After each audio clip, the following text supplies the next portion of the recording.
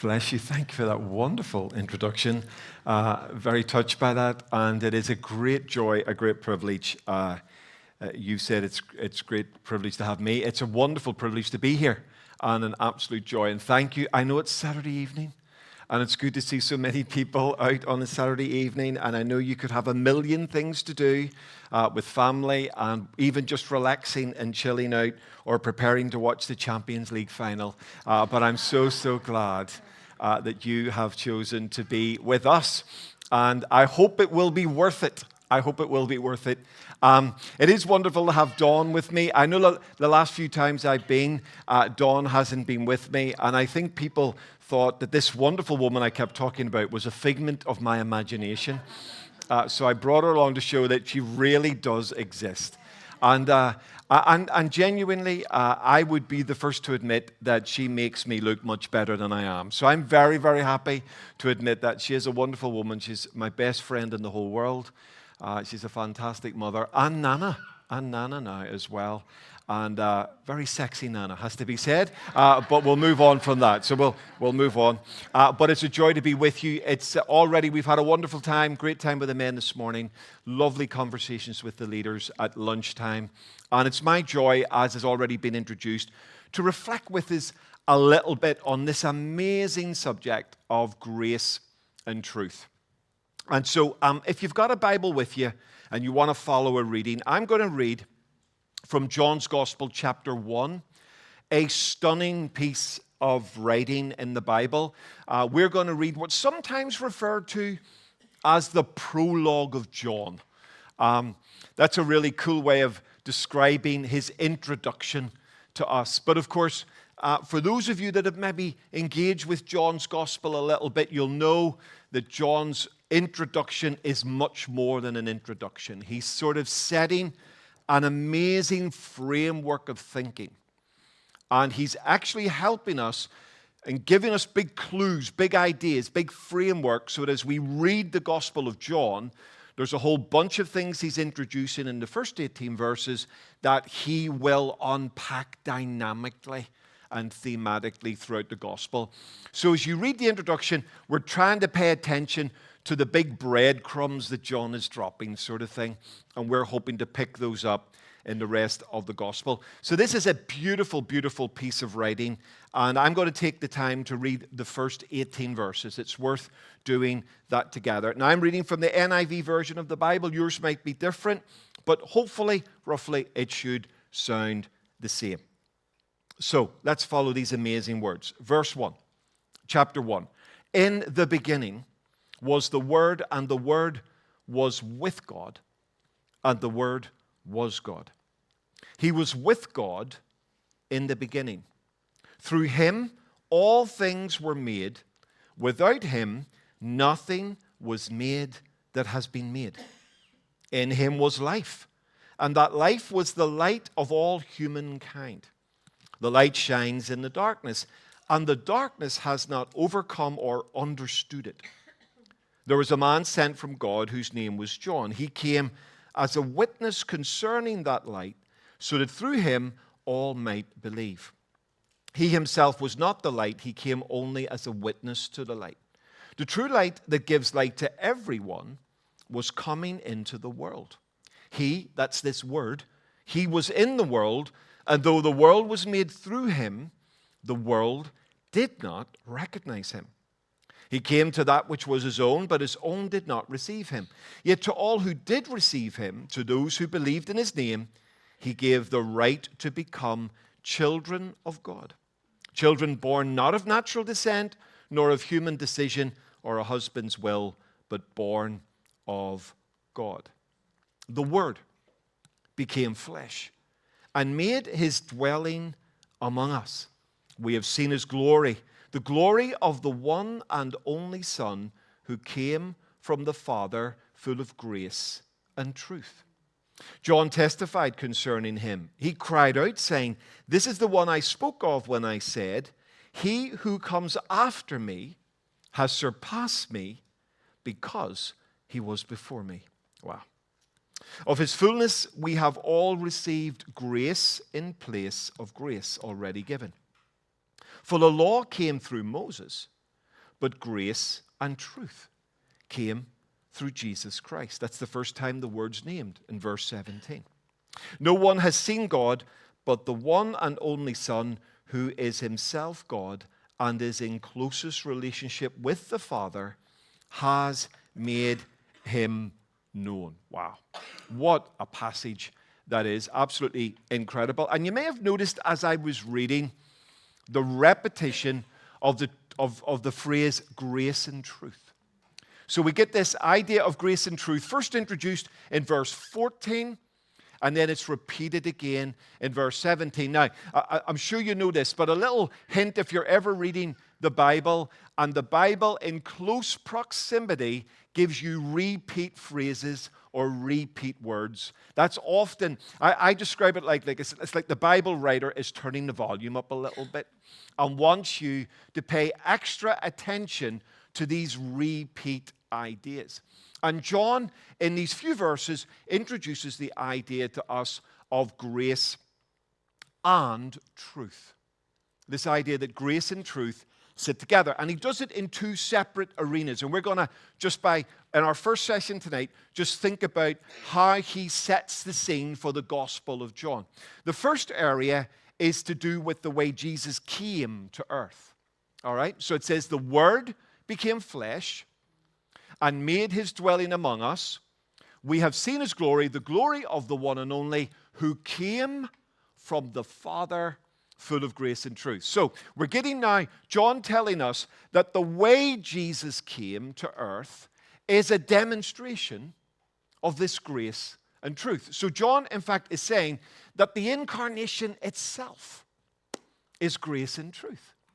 All right? Now, if you're not sure, language like incarnation, because I don't know who's in the room, there could be brand new baby Christians, and I know there are other people in the room that have been a Christian a million years or so like me. So we've got a range of people in the room.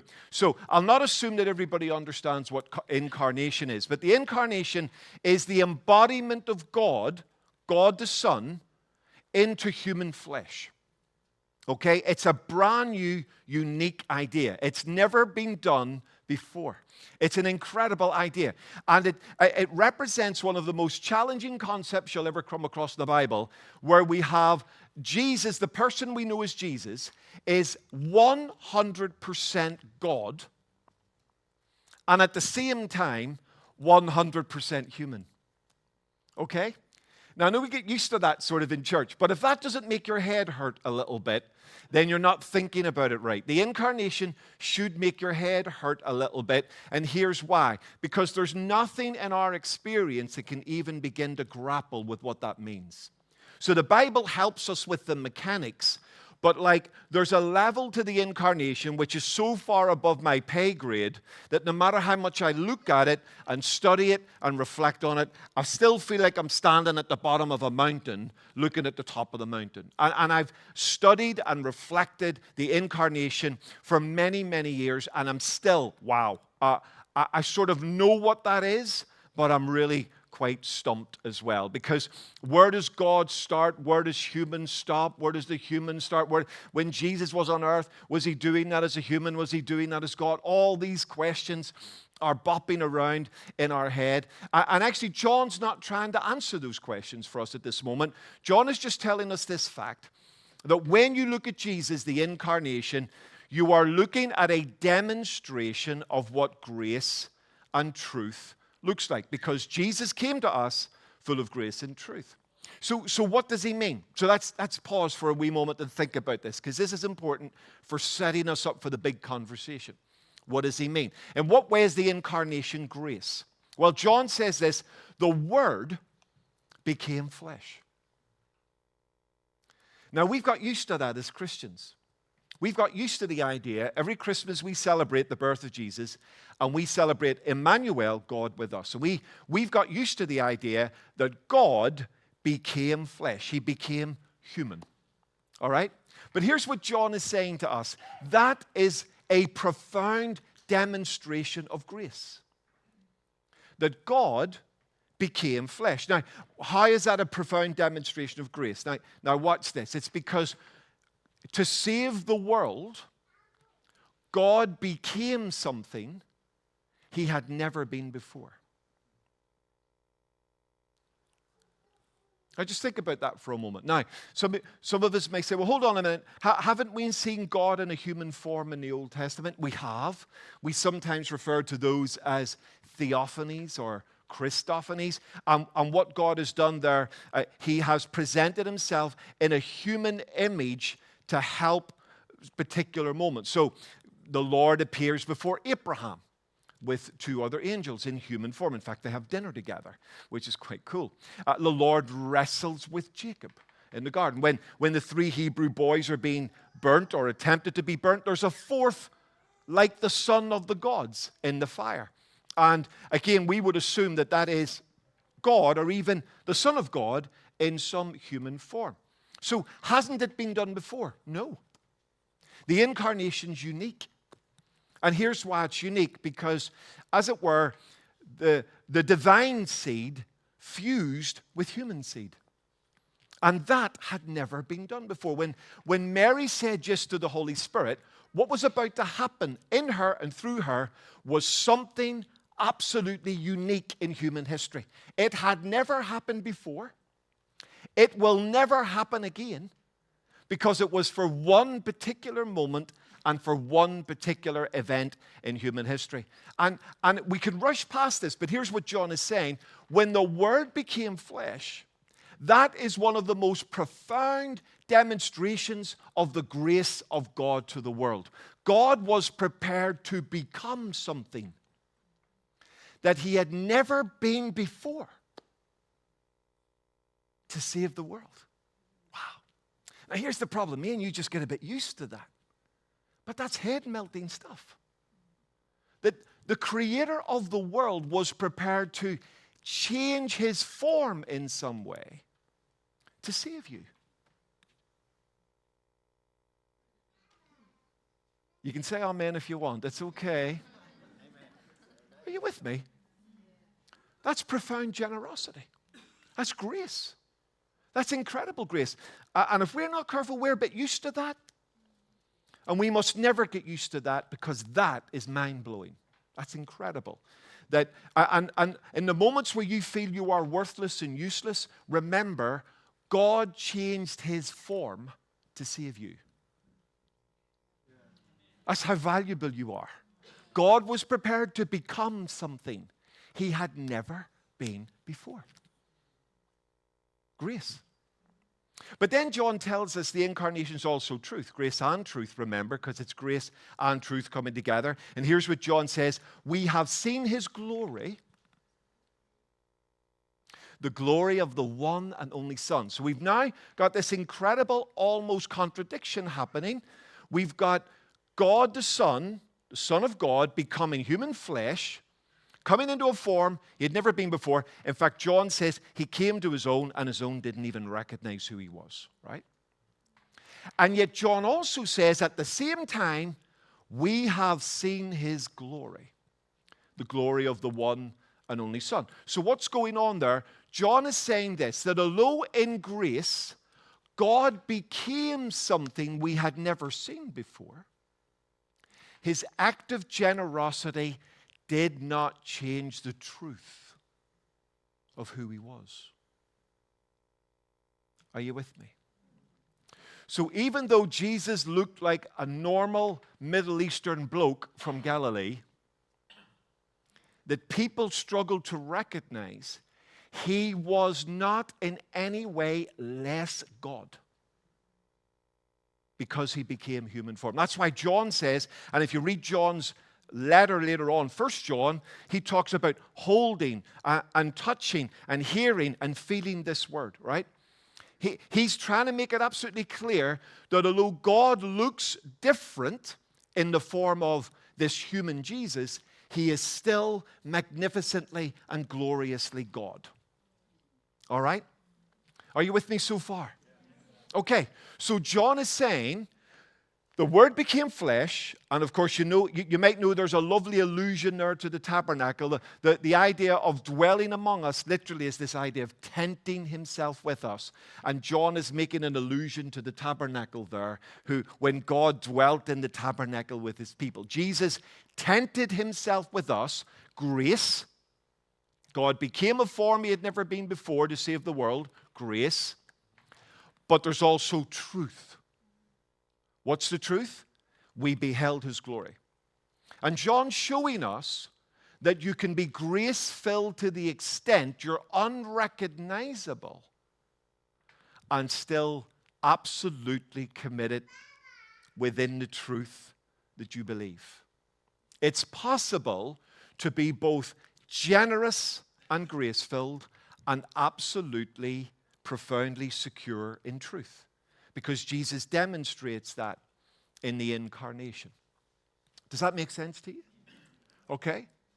And then we see John doing the second grace and truth thing, where he says the law came through Moses, but grace and truth came through Jesus Christ. Now, what's he doing there? If the incarnation is the top heaven to earth movement of grace and truth, so the incarnation is Jesus, God the Son, becoming the person we know as Jesus, and that action from heaven to earth is a grace and truth action.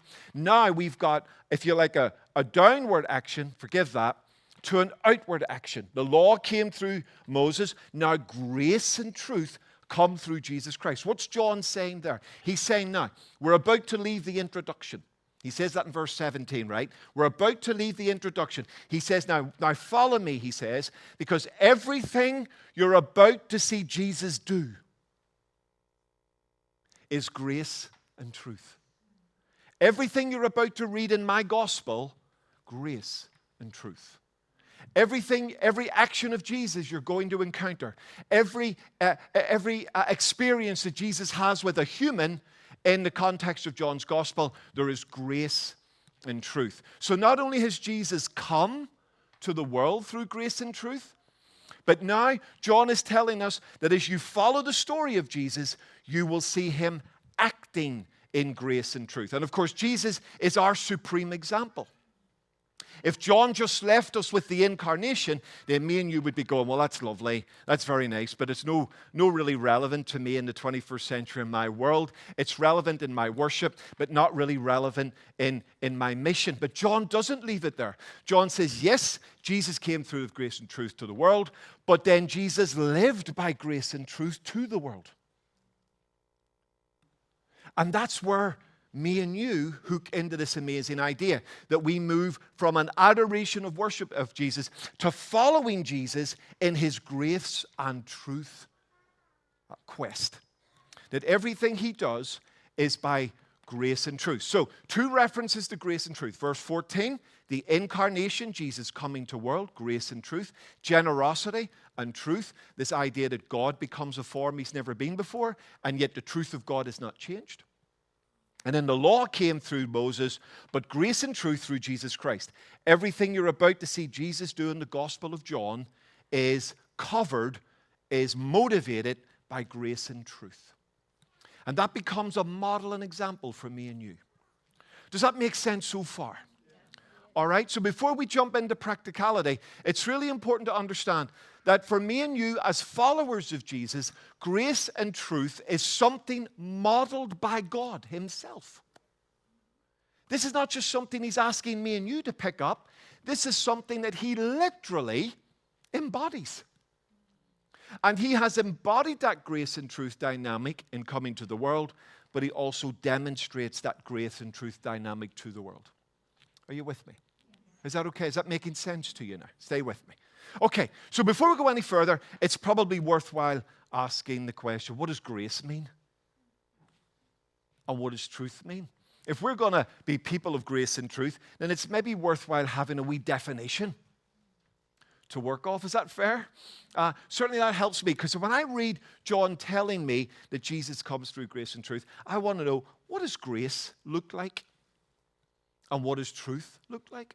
Because all of those things are up for grabs in our 21st century world. So how do we define grace? Well, I'm going to locate the definition of grace into a biblical framework rather than group for a dictionary framework, definition, okay? So when we define grace in the context of a biblical worldview, we are thinking about these sorts of ideas. It's where we talk about undeserved, unconditional, lavish generosity. So when we think of the grace of God, we are thinking of grace that comes to people who don't deserve it, like me and you. People who don't deserve it. It's lavish and it's unconditional. Now, if we teach grace properly, it's deeply troublesome. If grace is taught properly, it should sort of offend you. If the idea of grace is not sort of making you edgy and uncomfortable, we're not teaching it properly. Grace is one of the most gloriously offensive ideas in the Bible. And the reason it's offensive is because it's got nothing to do with you. Okay, let's imagine we die and we go to the pearly gates of heaven, if such things exist, right? And Peter stands at the door, and there we have to scan our QR code before we get in, right? Because heaven's gone ultra modern. So there I am, about to scan my QR code before the pearly gates roll open and let me in, hopefully. Okay, so I'm hoping that I'm going to get in, and I scan my QR code. Guess what the QR code says? The QR code says, the righteousness of Christ. There is nothing on my QR code that gets me into heaven that has anything to do with me. It won't say, Dr. John Andrews, PhD, author, husband, father, all-round good chap, and most importantly, Liverpool supporter. It won't say any of those things on my QR code. What it will say is the righteousness of Christ. And ladies and gentlemen, you and I are righteous before God not because of a single thing you did. Now, deep down inside us as humans, even Pentecostal humans, we want to believe we're contributing. We're not. Nothing you do is getting you into heaven. Now, if the righteousness of Jesus has come to me, if His grace has come to me, there should be things I'm doing because of that. Do you get me? So when I'm transformed by His love and grace, I should be wanting to do the things that grace produces. I should be wanting to live righteously. I should be wanting to be honorable. I should be wanting to be a good reflection of Jesus. But we mustn't confuse that response to righteousness as the righteousness that gets us into heaven. Come on now. Are you with me? You still love me? Or would you prefer to go home and watch the Champions League? What would you like to do? All right, come on now. You see, and that's grace. And you see, if we teach grace properly, it really is a bit edgy. Because there's something in humans likes the idea of doing something to make the gates open. And Jesus says to me and you through His death and resurrection, there's nothing you can do. I've done it all. That's grace.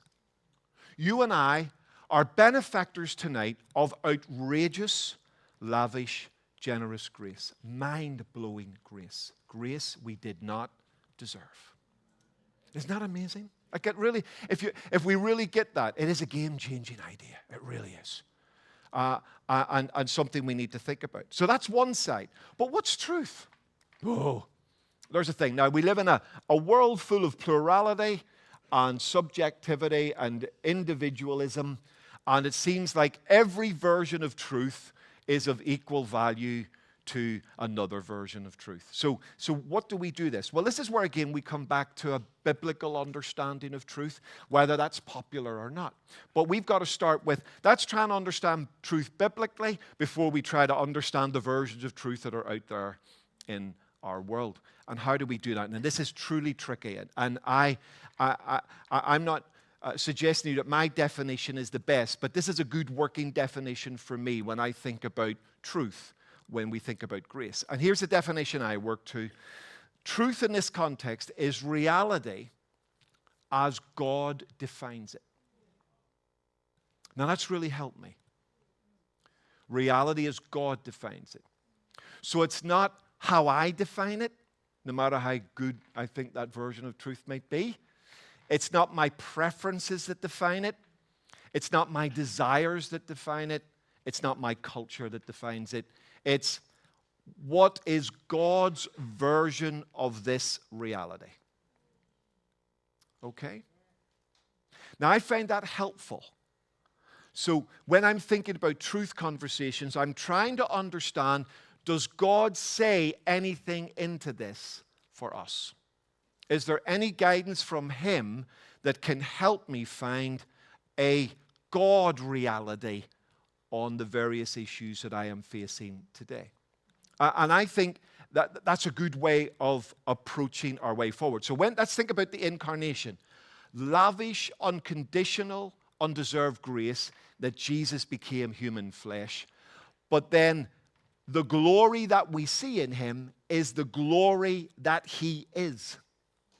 It's the glory as defined or shaped by God Himself. And therefore, I have to come to terms with His truth, not make Him fit mine. Does that make sense? So we in the world in which we live, you've got sort of scenarios that either people are trying to write God out of the story so we don't have to be confronted by His version of reality because we don't like it. Okay? I like my version, don't like His. Okay? So in order to get rid of that, you've got to write Him out of the story. That's one way to do it. He doesn't exist. Get rid of Him. Now, this is a bit crude, but we sort of move Him out of the narrative. The other way to address it is to shape Him a little bit more like us. So this is what I want. Can I make God look a little bit more like me and fit with me? Now, there's a lot of that going on. There's a lot of a humanization of God to make Him fit with our version of reality rather than starting with what does He say, and then we've got to make a decision, how do we engage with that? Are you with me? Does that make sense to you? And that really has helped me, that actually if we're going to engage with grace and truth, then actually we're not only engaging with His amazing generosity, but we're also having to engage with a reality as defined by God, not as defined by me, my culture, my preferences, my desires, my wants, or my ideas, no matter how good those may be to me. All right? Are you with me so far? Now, if you're tracking with me, then you can see we've got a problem. Because John talks about grace and truth, but grace and truth are on a sort of a collision course. Right? So John, what on earth do you mean? Well, if you put grace and truth together, we've now got almost a position of paradox or tension now being created. Because on the one hand, you've got grace, which includes, because it's super generous, but you've got truth, which potentially excludes, because it's God's version of reality. Right? We've got a tension now. These two amazing ideas that has brought the incarnation to us now are starting to make our head hurt a little bit, because one is saying you're included, everyone's welcome to the table, generous, no strings, lavish generosity, you're all welcome to the dinner table, and yet while we're eating our olives, the truth gets dropped and we might accidentally choke on our olive as we're contemplating the truth that's being presented to us. I like what one theologian says. He says, when it comes to the gospel, everybody is included until they exclude themselves. And I think that's a good approach there. The tension for us is that grace proclaims in the most lavish, for all have sinned and come short of the glory of God, but the gospel also proclaims, for God so loved all of that sinful world that he gave his one and only Son. So there's a proclamation of generosity. Bring people in from the highways and the byways. Go and proclaim the wonderful generosity of God. And yet, truth provokes. Truth is extremely provocative an idea, because once we introduce truth into the conversation, then one version of reality is going to clash with another version of reality. Grace embraces people, all people, any people, every people, whereas truth engages people and challenges people in their ideas. So we've now got a problem.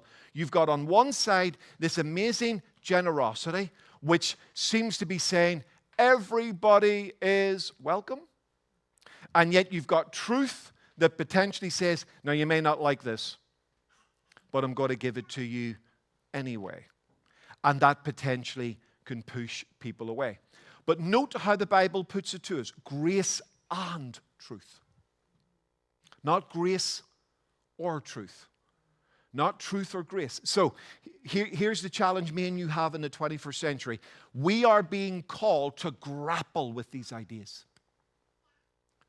For us here at New Life, what does grace look like?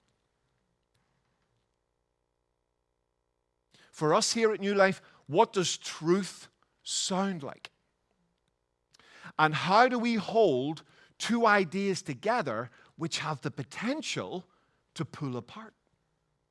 And yet, they're presented to us in the gospel as sitting together, modeled by the incarnation of Jesus and demonstrated in the ministry of Jesus. And here's the tension. I'll run this wee tension and we'll have our break by way of introduction. Here's the thing we've got to watch. Grace without truth makes everything acceptable, and therefore nothing is sacred. That's one of the problems we have. If you have grace and no truth, then everything is acceptable, because we're excluding the truth conversation. Everything's acceptable. And once you say everything is acceptable, nothing becomes sacred. There's no sacredness in anything. Why? Because everything's acceptable. Are you with me? Okay? Think about that. Truth without grace. Here's one of the great dangers.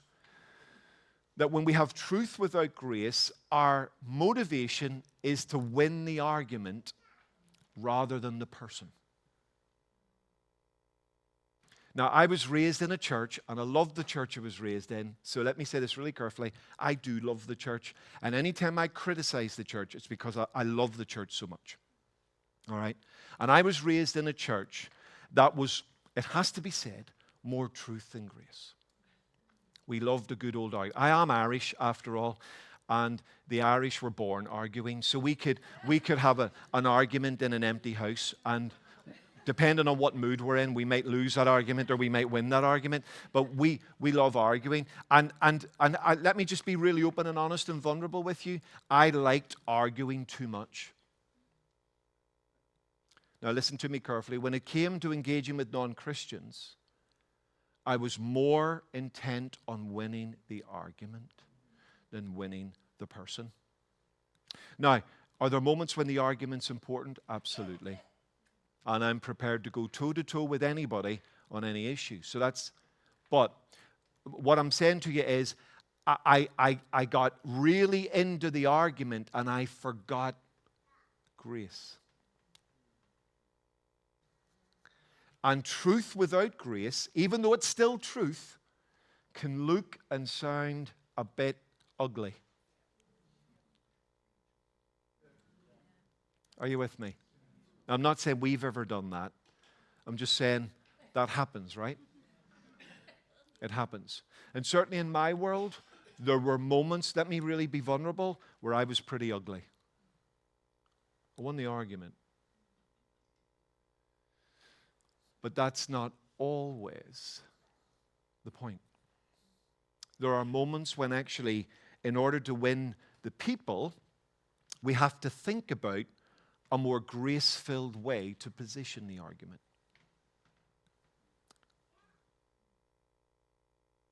You still love me? All right. Okay, I'm drawing to a close. So let me summarize it this way before we have our little break. Grace becomes soft if not strengthened by truth. And truth becomes hard if not softened by grace. Can I say that again? Is that okay? Grace becomes soft if not strengthened by truth. And truth becomes hard if not softened by grace. Now, you can see this is tough stuff. This is Premier League Christianity. That's Premier League Christianity. This is not superficial knee-jerk reaction or megaphone gospel. This is Premier League. This will push me and you right to the edge. Because grappling with the tension of keeping grace and truth together, that is one of the most challenging things we are ever going to do. That's going to be messy, hard, controversial, difficult. You're going to get criticism from truth. You're going to get criticism from the grace side. You're going to get criticism from people who just love criticizing you. You're going to get criticism from everybody. This is not the journey for the soft-hearted. This is not the journey for the faint-hearted.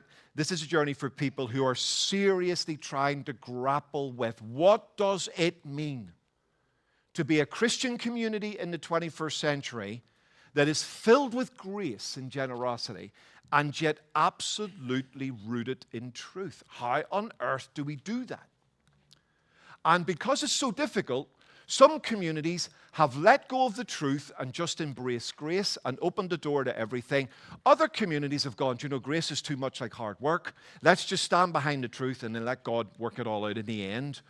And actually, the call to the church in the 21st century is we've got to try and pull these two ideas together. Is this easy? No. Is this going to hurt? Yes. Is this worth it? I think so. But we've got to be prepared to go on that journey. Last little reflection, and it's this. When we think about grace, we're thinking about posture to the world. Our posture to the world is one of grace. A posture of generosity. A posture of an open hand. A posture of no strings attached. A posture of giving to the world in the same way that God has given to us. Incredible, undeserved, unconditional generosity. That should always be our posture. But then truth is about position. This is my position in God's reality. And I would argue the more secure we are in God's reality, the more dynamic we can be in the posture of grace. Because it allows us with security to go into our world filled with weird and wonderful ideas and yet still walk the journey of grace and truth. Grace makes a way, but it is truth that makes the change. That's why we need them both. Grace is the posture that makes a way, that opens the door, that invites you to the dinner table. Truth is the position that brings the change. Grace alone can't bring the change. Grace needs truth to bring the change. And truth needs grace to make the way for the truth to make the change. Are you with me? And as we're going to see in the Gospel of John, Jesus, in the most amazing way, does both. Is that okay? You probably need a break and maybe to lie down. We're going to give massages to people in the 10-minute break to help you with that. Okay, 10-minute break. Have a stretch, have a drink. I don't know what's out there or what you've got, but have a stretch, have a break, and then we'll be back in 10 minutes to finish off. Is that okay? All right, then, bless you. To the dining area here, there will be some biscuits and some flavored water, and stretch your legs, and then we'll start again in 10 minutes, 25 past.